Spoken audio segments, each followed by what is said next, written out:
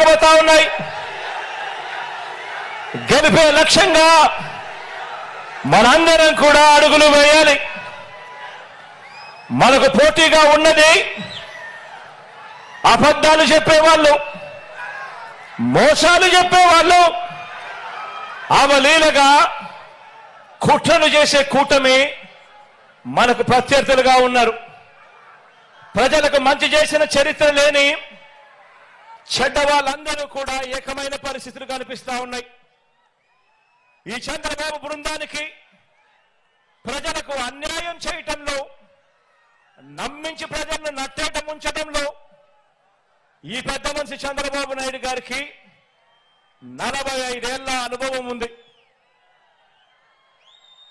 ఎందులో అనుభవం ఉంది అంటే మోసాలు చేయడంలోనూ, అబద్ధాలు చెప్పడంలోనూ, వెన్నుపోటు పడవడంలోనూ, కుట్రలతో కుతంత్రాలలోనూ 45 ఏళ్ల అనుభవం ఉంది పెద్ద మనిషికి. మేనిఫెస్టోను ఎన్నికలు కాగానే చెత్తబుట్టలో పడేయటంలో కూడా ఈ పెద్ద మనిషికి 14 సంవత్సరాల అనుభవం ఉంది. ఎన్నికలప్పుడు మాత్రమే మేనిఫెస్టో గుర్తుకొస్తుంది, రంగురంగుల కాగితాలు గుర్తుకొస్తాయి. ఎన్నికలు అయిపోతూనే చెత్తబుట్టలో పడేస్తారు మేనిఫెస్టోను. ఈ రకంగా 14 సంవత్సరాలుగా ప్రజలను మోసం చేస్తూ వస్తున్నారు.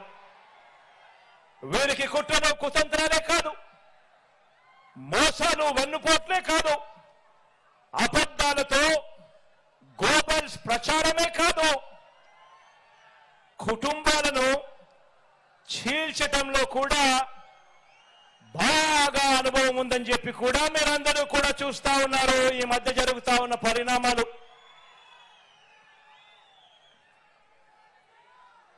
మా చిన్నాన్న గారిని, మా బాబాయిని,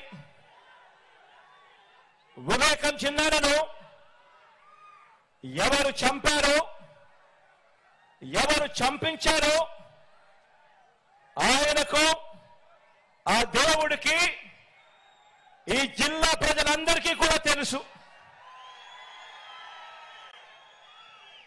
కానీ బురద జల్లేందుకు ఇద్దరు చెల్లెమ్మలను ఎవరు పంపించారో, వారు వెనకాల ఎవరు ఉన్నారో మాత్రం మీ అందరికీ